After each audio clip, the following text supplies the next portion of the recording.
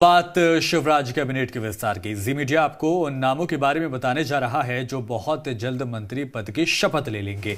सूत्रों के हवाले से खबर है कि टीम शिवराज की पूरी लिस्ट तैयार हो गई है। इस लिस्ट में 23 मंत्री पद रखे गए हैं, जिनमें से 18 कैबिनेट और 5 राज्य मंत्री होंगे। भीतर खाने से खबर यह है कि 15 नाम तय हो चुके हैं, लेकिन 8 कुर्सियों के लिए पेंच अभी फंसा हुआ है, जिस पर फैसला दिल्ली आला कमान लेगा। लिस्ट की बड़ी बात है कि सिंधिया गुट के 7 नामों पर सहमति बन गई है। वहीं बीजेपी के 8 दिग्गज का भी मंत्री बनना तय माना जा रहा है। सिंधिया गुट के जिन नामों पर सहमति बन चुकी है उनमें प्रभु राम चौधरी, इमरती देवी, महेंद्र सिंह सिसोदिया, प्रद्युमन सिंह तोमर, एंदल सिंह कंसाना, हरदीप सिंह जंग, बिसाहू लाल सिंह का नाम भी शामिल है। वहीं राज्यवर्धन सिंह दत्तीगांव और रणवीर जाटव के नाम पर पेच अभी फंसा हुआ है। सूत्रों के हवाले से खबर यह भी है कि बीजेपी के गोपाल भार्गव, विजय शाह, गौरीशंकर बिसेन, यशोधरा राजे सिंधिया, भूपेंद्र सिंह, राजेंद्र शुक्ल, संजय पाठक, अरविंद भदौरिया का नाम भी तय हो गया है। वहीं 8 कुर्सियों के लिए 22 दावेदारों में जद्दोजहद अभी भी जारी है। इंदौर से बात करें तो रमेश मंदोला, मालिनी गौड़ और महेंद्र हांडिया और उषा ठाकुर में से किसी एक नाम पर मोहर लग सकती है। भोपाल से विश्वास सारंग और विष्णु खत्री का नाम दावेदार में शामिल माना जा रहा है। रायसेन से रामपाल सिंह और सुरेंद्र पटवा, सीहोर से करण सिंह वर्मा, धार से नीना वर्मा, जबलपुर से अजय विश्नोई, नरसिंहपुर से जालम सिंह पटेल, मंदसौर नीमच से ओम प्रकाश सखलेचा, जगदीश देवड़ा, राजेंद्र पांडे और यशपाल सिसोदिया का नाम भी इस पर भी पेच फंसा हुआ है। इसके अलावा पन्ना, टीकमगढ़ से हरिशंकर खटीक और ब्रजेंद्र प्रताप सिंह और विंध्य से गिरीश गौतम, नागेंद्र सिंह नागौद, राम खिलावन पटेल, राम लल्लू बेस के नाम दावेदारों की लिस्ट में शामिल हैं। सूत्रों के हवाले से खबर यह भी है कि 29 से 30 मई को कैबिनेट का विस्तार हो सकता है।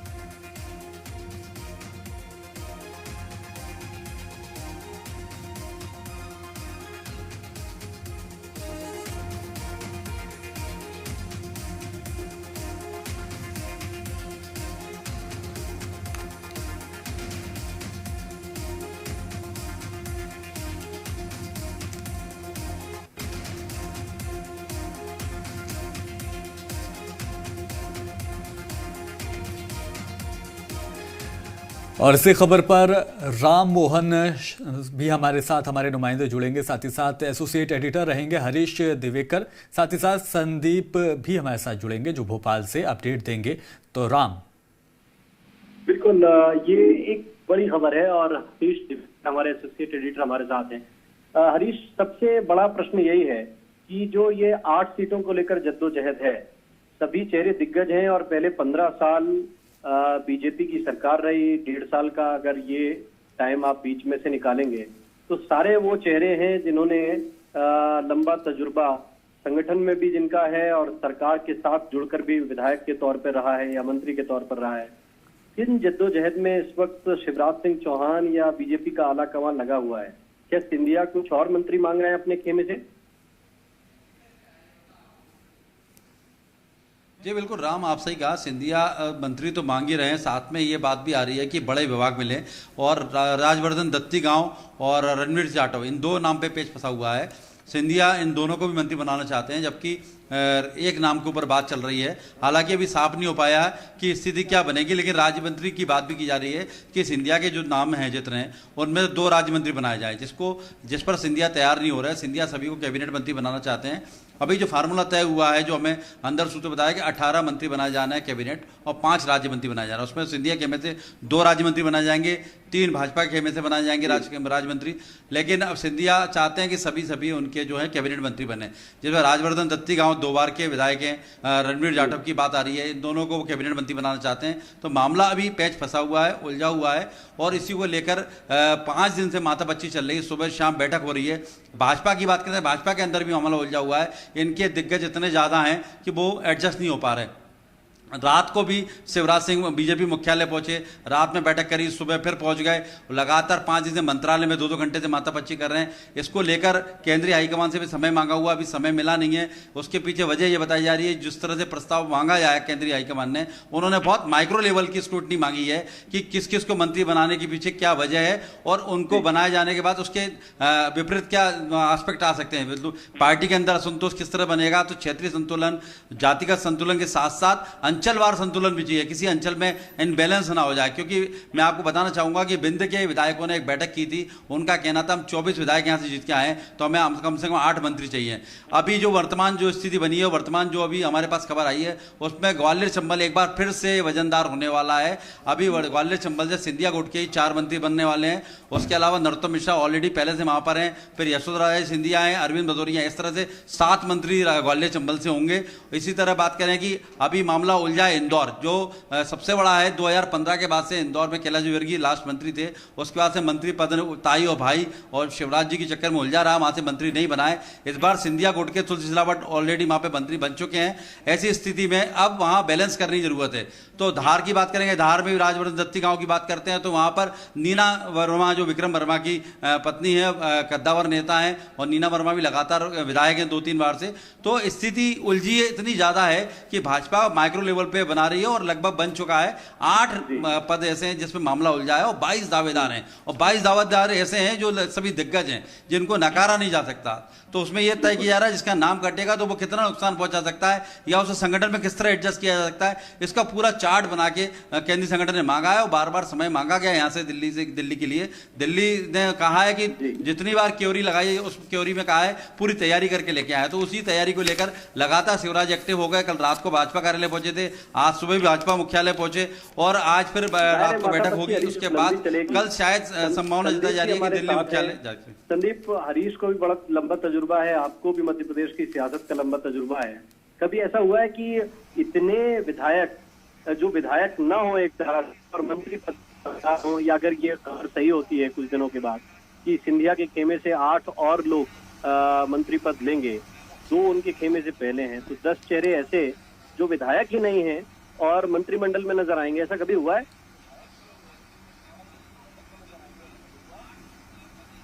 देखिए, बहुत इक्का दुक्का केसेस हमें देखने को ऐसे मिले हैं। दिग्विजय सिंह की सरकार में ऐसा जरूर हुआ था, जब 6 महीने के लिए मंत्री बना दिया गया था। अल्पसंख्यक मामलों का मंत्रालय एक मुस्लिम कांग्रेस के लीडर को खुश करने के लिए बनाया गया था, और ये केवल कार्यकाल पूरा हुआ, चुनाव लड़ने की जरूरत नहीं पड़ी, 6 महीने पूरे हो गए और चुनाव का वक्त आ गया था। ये सब बहुत अरसे पहले, 15-17 साल पहले करीब इस तरह की घटना देखने को मिली है। अभी राजनीतिक परिस्थितियां बदली हुई है और अब जो कुछ भी हो रहा है मध्य प्रदेश में पहली दफा हो रहा है। और अहम इसमें यह है, आमतौर पर होता यह है कि कोई खेमा किसी दूसरे राजनीतिक दल में पहुंचता है तो उसको भरपूर तवज्जो मिलती है। यहां पर ऐसा लग रहा है कि तवज्जो हासिल करने के लिए और एडजस्टमेंट के लिए बहुत सारे एडजस्टमेंट करने पड़ रहे हैं बीजेपी को भी और सिंधिया समर्थक को भी, क्योंकि कुल जमा 6 मंत्री ऑलरेडी थे, 6 में से 2 अभी बने हुए, 4 को बाद में एडजस्ट किया जाना है, वो नाम फाइनल हो गए हैं। इसके अलावा कुछ विधायक ऐसे थे जो इस बात को लेकर नाराज थे कि कमलनाथ सरकार में उन्हें मंत्री नहीं बनाया जा रहा, इसीलिए वो कांग्रेस छोड़ दी थी। उनको मंत्री बनाए जाने के लिए यहाँ पर काफी दिक्कत हो रही है। मसलन हम केवल दत्ती गांव को ले लें, राज्यवर्धन सिंह दत्ती गांव ने तो बयान बेंगलुरु से जारी किया था कि उन्होंने वायदा किया था कि मंत्री बनाएंगे। दिग्विजय सिंह से बात हो गई, कमलनाथ से बात हो गई, लेकिन उनके साथ न्याय नहीं हो रहा था। और इन्होंने ये तक कहा था कि justice delayed is justice denied, यानी इंसाफ में देरी होना इंसाफ नाइंसाफी के जैसे होती है। तो ये बात जब उन्होंने कही थी तो अब ऐसा लग रहा था कि उनको मंत्री बनाने का रास्ता साफ है, लेकिन अभी भी पेच अटका हुआ है। तो ये जो एडजस्टमेंट करने की बात आ रही है, यहाँ पर काफी दिक्कतें हो रही है। और ये क्यों हो रहा है? ये इसलिए हो रहा है क्योंकि बीजेपी के काफी दिग्गज ऐसे हैं जो ऑलरेडी मंत्री बनने की कतार में है, और यदि उन्हें मंत्री नहीं बनाया जाएगा और 22 के 22 सिंधिया समर्थकों को मंत्री बनाया जाएगा तो जगह काफी कम रह जाएगी। और जैसा कि हरीश जी बता रहे थे अभी कि बहुत सारी माथापच्चियां हो रही हैं, बैठकें हो रही हैं, दिल्ली से फोन पर बातचीत हो रही है, हर नेता अपने समर्थक को मंत्री बनाने की कवायद में जुड़ा हुआ है, तो इसीलिए ये पेच काफी आगे बढ़ता जा रहा है। लेकिन अभी बहुत कुछ फाइनल हो गया है। अब बाकी की चीजें फाइनलाइज तब होंगी जब आलाकमान के सामने लिस्ट पहुंचेगी।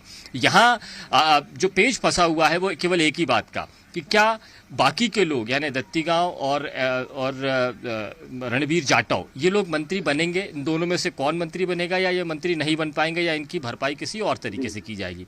दूसरी बात वो कि जो 8 पद खाली रह जाते हैं, यानी जो 15 नाम फाइनल कर लिए हैं, उसके बाद 8 पद अभी भी मिनिस्टर्स के खाली रह गए हैं, उस पर 22 लोग दावेदार हैं और इन 22 में से एक भी सिंधिया खेमे का नहीं है, सारे के सारे 22 लोग बीजेपी से हैं। और यही मुसीबत वाली बात है, यही जो समीकरणों को बिगाड़ रही है चीज़ें।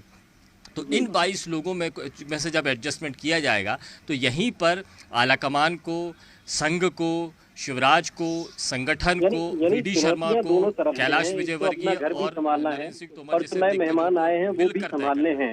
हरीश, ये एक बड़ी बात है जो कमलनाथ पहले से कहते आ रहे हैं, पूरी कांग्रेस पार्टी कह रही है कि एक डील हुई है। अगर वो डील हुई है तो किस शक्ल में हुई? क्या ये बात तय हुई थी कि मंत्री बनेंगे और इतनी संख्या में मंत्री बनेंगे?